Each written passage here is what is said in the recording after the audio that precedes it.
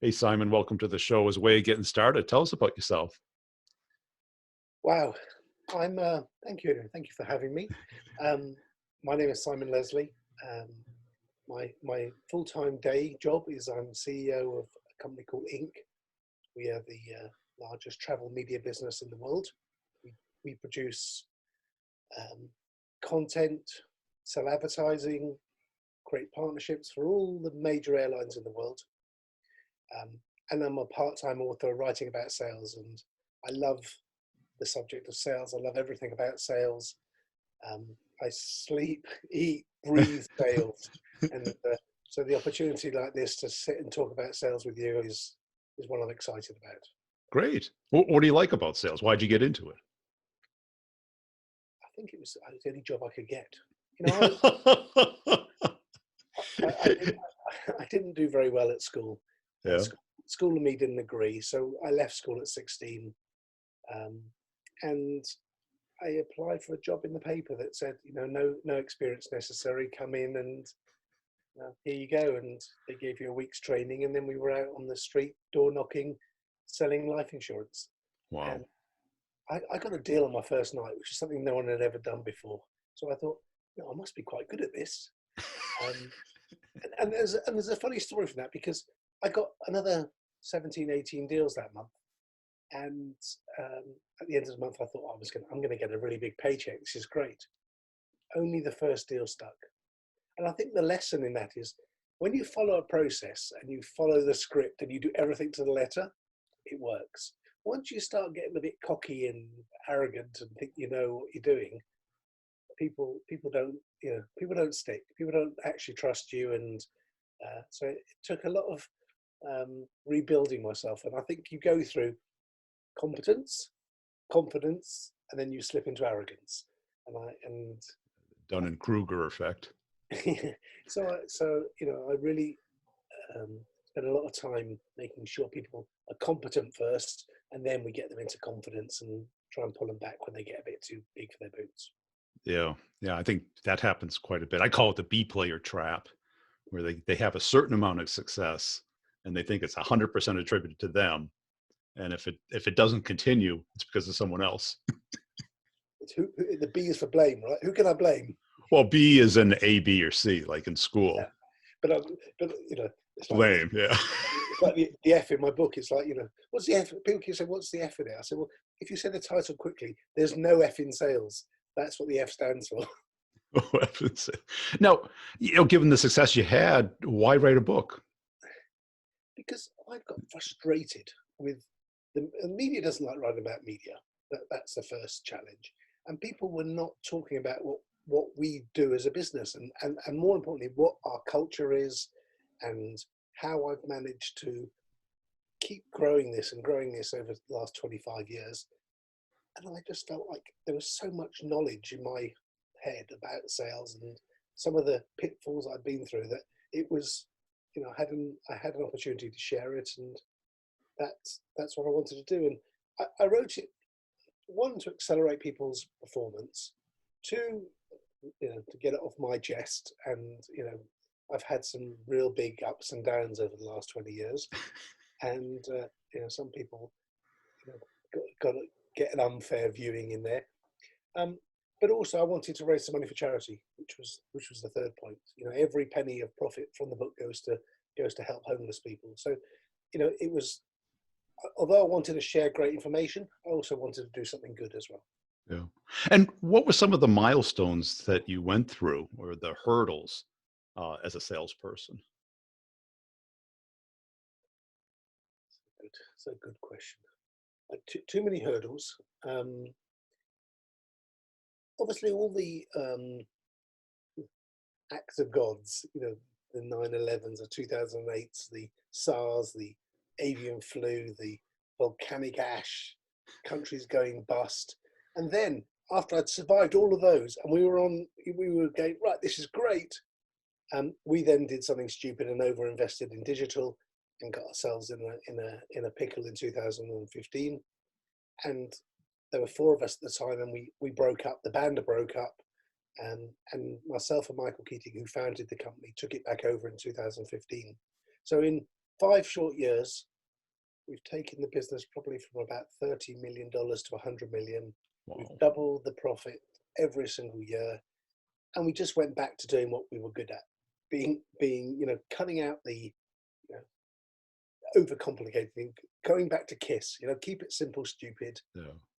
Just stop being busy fools, stop trying to be clever, stop trying to reinvent the wheel, and just stick to the basics.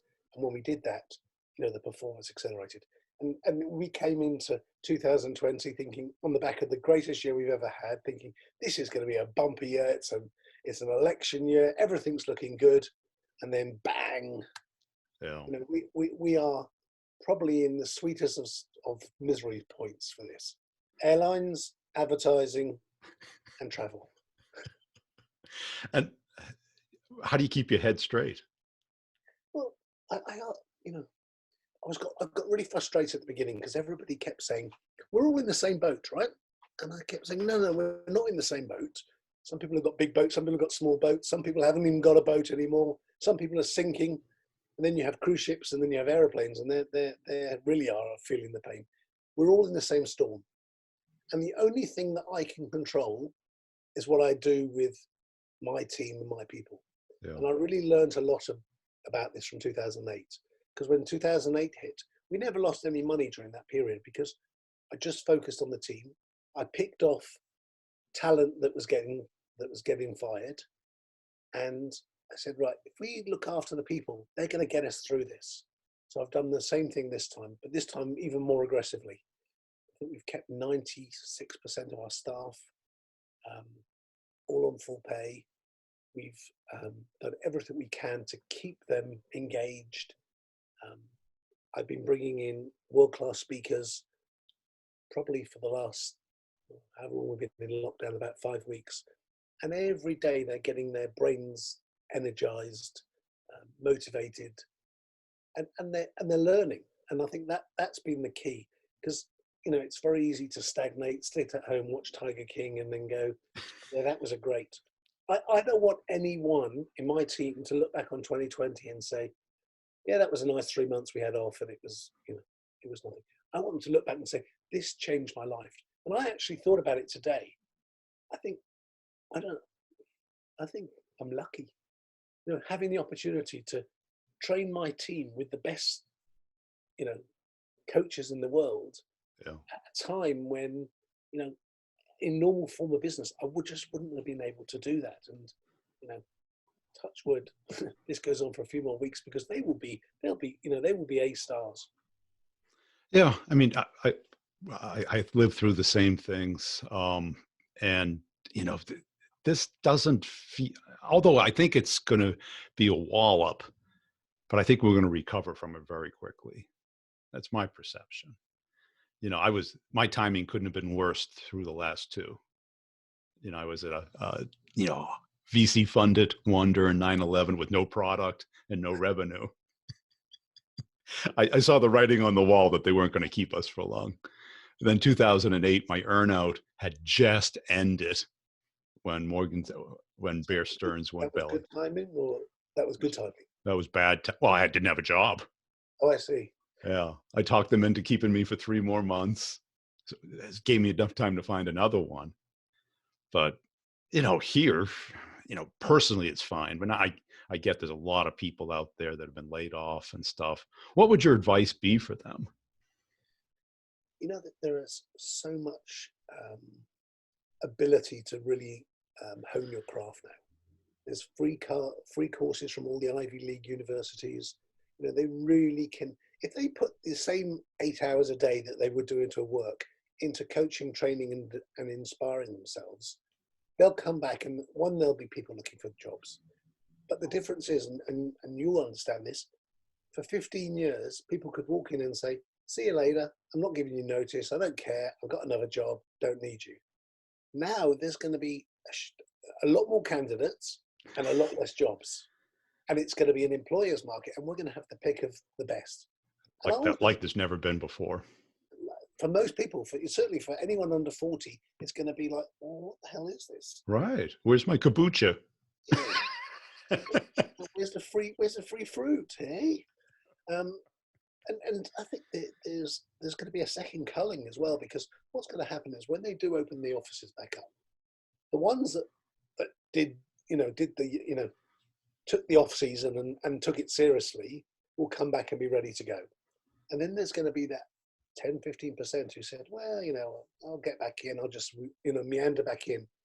They will get culled so quickly because people, they will just they won't be up to the game. And I think this is what I'm saying to everybody: just come back ready, come Yeah. back hungry, come back determined.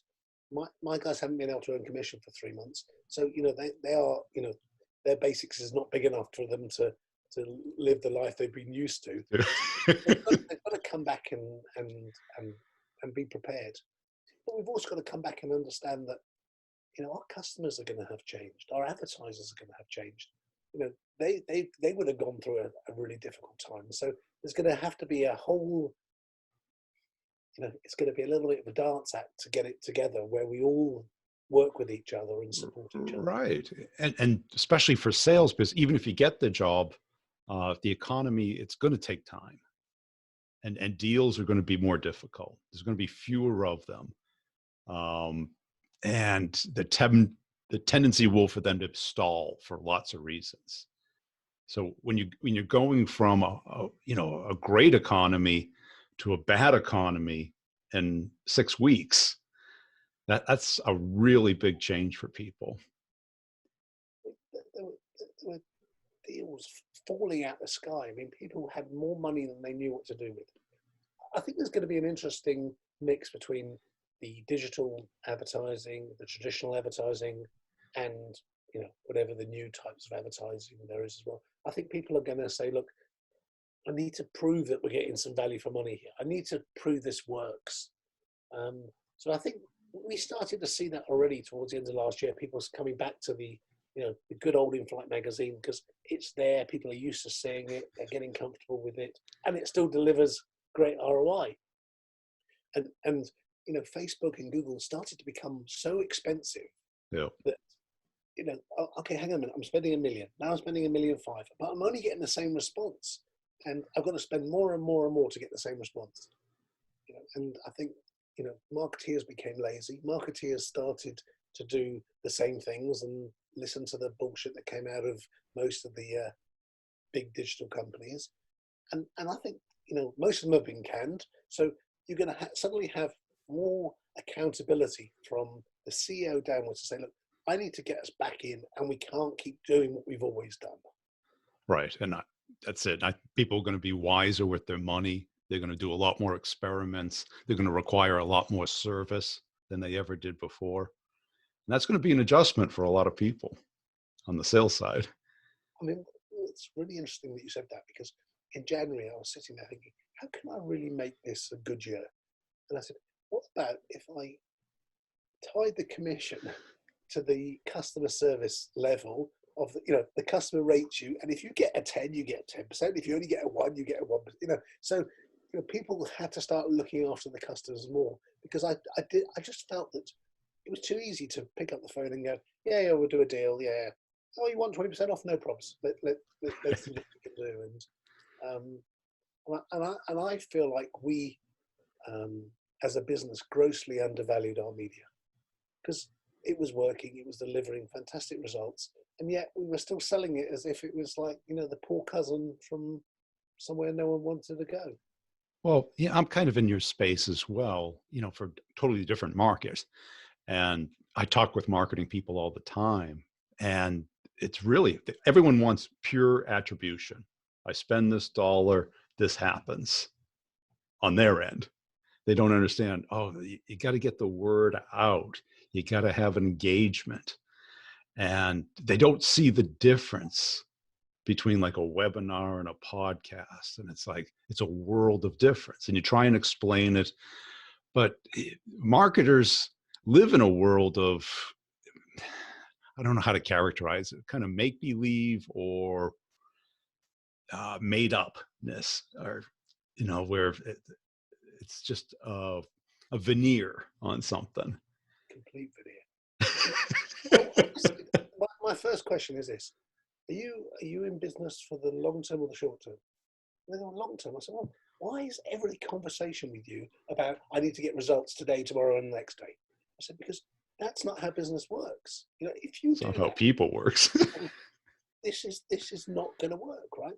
This is, you know, the advert that you put in someone's mind today might take a year, might take 5 years. It took me 15 years to get a Sunseeker from the first time I saw the advert. You know, that, and it had a completely different effect on me, that advertising, than what they expected.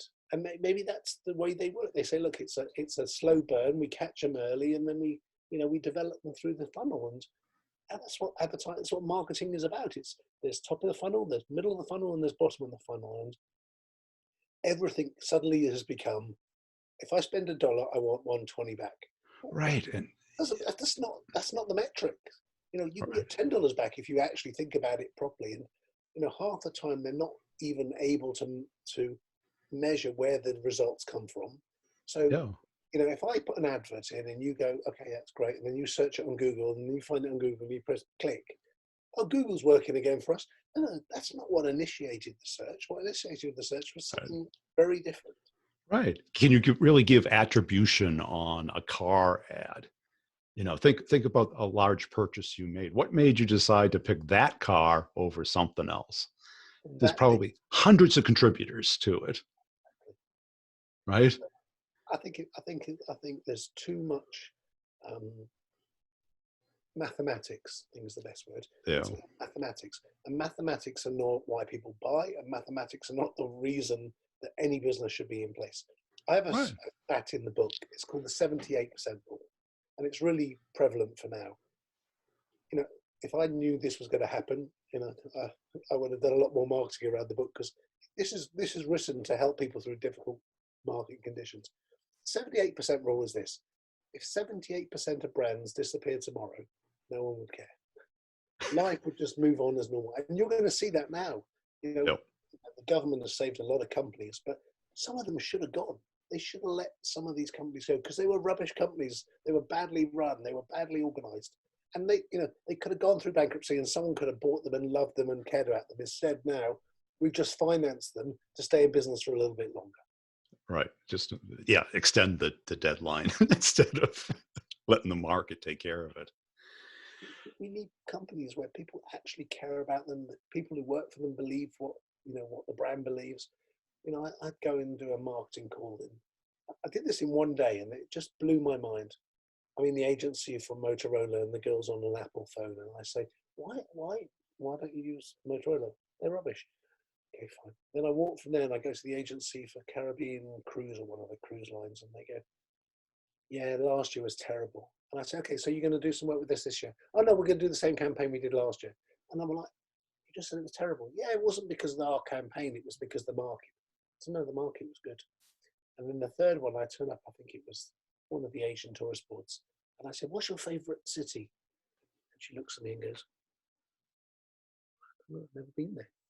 And Yeah. I'm like, you're responsible for multi-million-dollar budgets, you three, and not one of you gives a monkey's backside about your customers. And I think that's you know, sums up my frustration with the whole marketing world. Right. And it's a tough crowd to sell to. Of, you know, because it flips flops. There's millions of options. Everyone thinks whatever they have is the best thing. All the math can be made up or faked, right? So it's a tough group to sell to. But also, you go in there and they go, yeah, we're already planned, we're already organized, you know, we've got our budget, we've got nothing left. We're not. I'm like, your job, firstly, is to listen to what I've got to say. If you don't listen to what I've got to say, you're not doing your job. I don't care if you buy or not, you don't buy. I don't care if you spend all your penny. You need to know, one, what the market's doing, what's going on, what the products are out there, and you need to give your clients good advice. And if Yeah. you don't do that, I'm certainly going to do it myself. Because I get very frustrated when people tell me that, you know, give me excuses. Well, I'm a solutions man. I come here and I'll provide you solutions, and we'll work from there. Don't give me problems. There's enough problems in the world. Don't give me any Yeah. more. Now, if what do you tell your sales guys to do today so that this time next year they're at the place they want to be. Um, Tell them, stop worrying, stop watching the news, stop filling your body with negative anxiety, and use this time to really coach and develop yourself. Read up, learn, self-develop, learn a language, and make sure that you're reaching out to every single one of your clients and everybody you want to speak to. Don't try and sell them anything. Just reach out there and be the front of the queue. Get there, and make sure they're aware that we will do anything we can to support them when we come out of this. And we're at the end of the phone. And if they need editorial support, they need TV ads made, or they need anything doing now, we're offering our services. Because I think the people who've just either been furloughed or who are not connecting with their clients, those clients are still going to be doing things. And this is the time to make sure that you're front of mind, or at least in the top 10 of people they're going to buy from. Right. I think a lot of reps probably think too transactionally. If I'm not going to get anything, I'm not going to do anything. And that's not how it works. It's deposit, deposit, deposit, withdrawal. It's not withdrawal. Keep giving more value than you want in return. The world pays you in lots of ways. It pays you in money when you do a good job, but it pays you with feedback, love, appreciation, care. It sends lots of messages. You send lots of messages to your customers when you're just human, and you actually you care about them, not just they're a dollar sign in your head. Yeah. And I think that's what the world became a little bit too much. And I think this is a great reset, because we became too greedy. We took advantage of everything. We abused everything. We weren't very nice. The fact that people actually say hello to each other as they walk down the street now, it's refreshing. Right. And there's a common misery. We're all in the same mess. Now, talk to us about the book. What would people get out of it if they invested the time and money into reading it? They will definitely get a fun journey through a salesman's life, from 17 to 50. So 33 years of sales.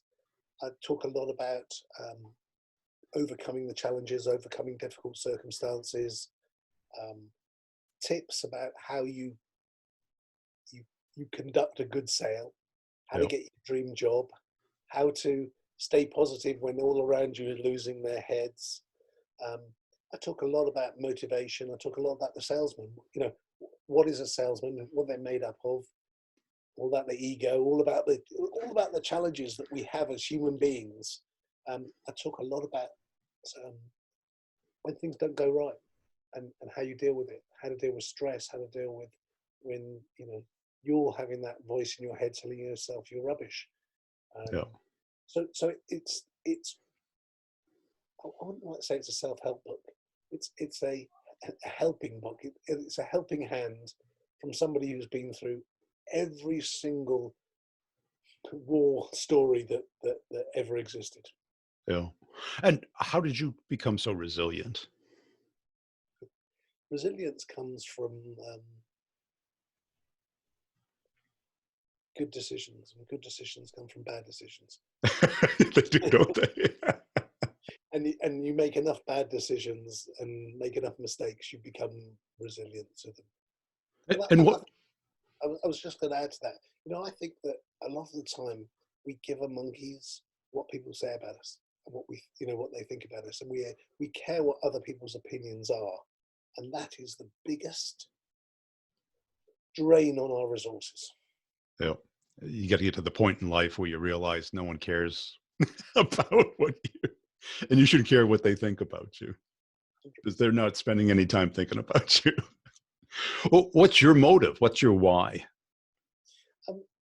Right now, I have a superpower more than a why, and that is to help people achieve what they want to achieve, but in most cases more than they want to achieve, because I believe that people have far more potential than they know.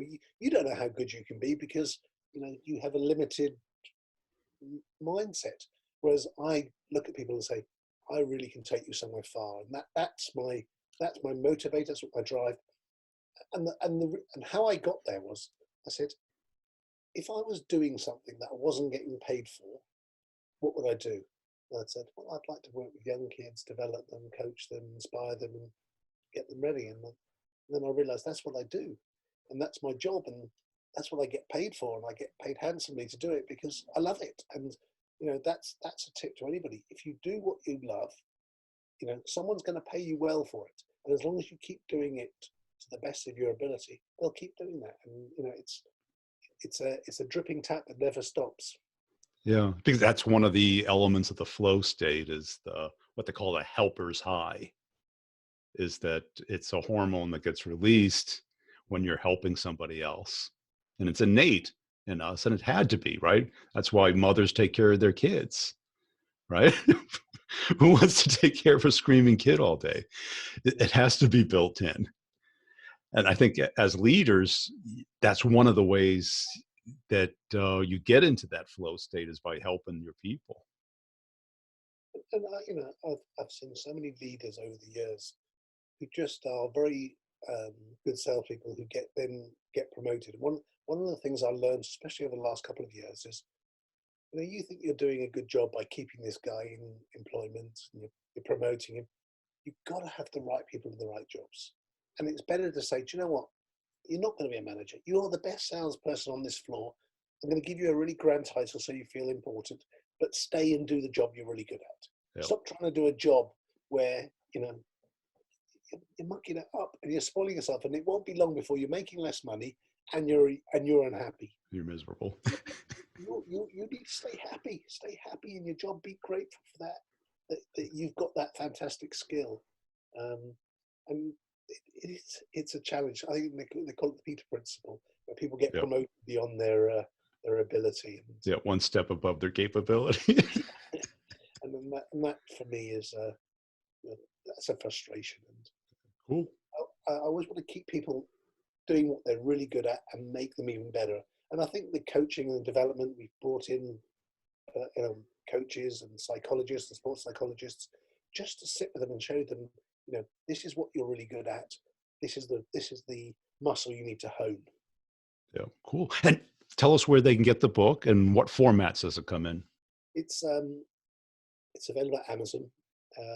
It's in Kindle and paperback. I keep saying I'm going to push the Audible book. I don't like the guy who's recorded it. I don't like his voice. I need to get my head over that, or I'll record it myself over the next couple of weeks while I've got some time. Highly recommend you do that. Salespeople are audio consumers of content, if you haven't noticed. The book is so easy to read. It's written by an idiot, right? Everything I do is simple. So, people have said, I picked up your book. I couldn't put it down. It was, especially people who know me, it's like, it feels like you're sitting on my shoulder talking to me and reading it to me. And I said, no, it really is. It's a nice read and it's an easy read. And, you go through short chapters with lots of bits of information at the end of it. And how about as far as following you? Say again. Where can people follow you? I'd spend most of my energies on LinkedIn.